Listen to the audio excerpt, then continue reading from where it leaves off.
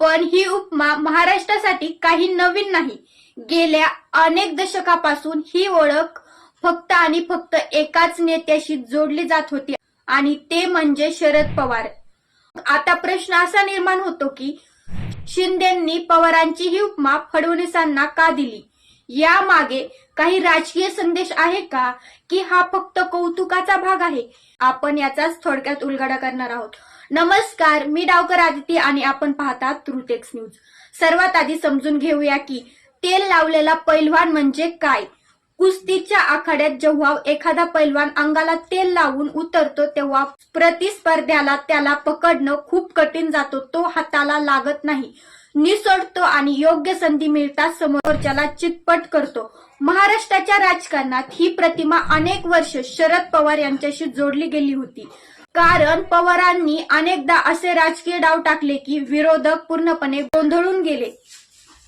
पण आता नवी परिस्थिती तयार झाली आहे. गेल्या काही वर्षात देवेंद्र फडणवीसांनी अनेक राजकीय घडामोडीमध्ये महत्वाची भूमिका बजावली आहे. महाविकास आघाडीचं सरकार कोसळल्यानंतर महाराष्ट्रात मोठा सत्तांतर झाला. या सगळ्या राजकीय घडामोडीमध्ये फडणवीसांची रणनीती आणि भूमिका खूप चर्चेत आली. तसंच महायुती सरकारमध्ये जेव्हा जेव्हा एखादा पेच निर्माण होतो तेव्हा तेव्हा तो सोडवण्याचं कामही फडणवीसांनी शांतपणे करतात.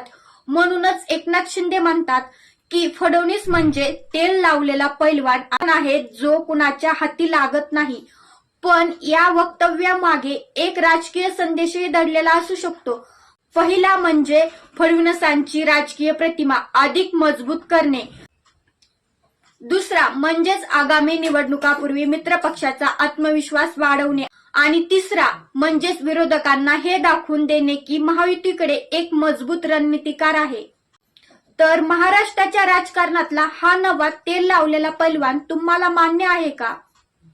खरंच देवेंद्र फडणवीस आता शरद पवारांच्या पावलावर पाऊल ठेवून राजकारण करत आहेत का, की पवारांची जागा अजूनही कोणी घेऊ शकत नाही? तुमचं मत कमेंट बॉक्समध्ये नक्की कळवा. धन्यवाद.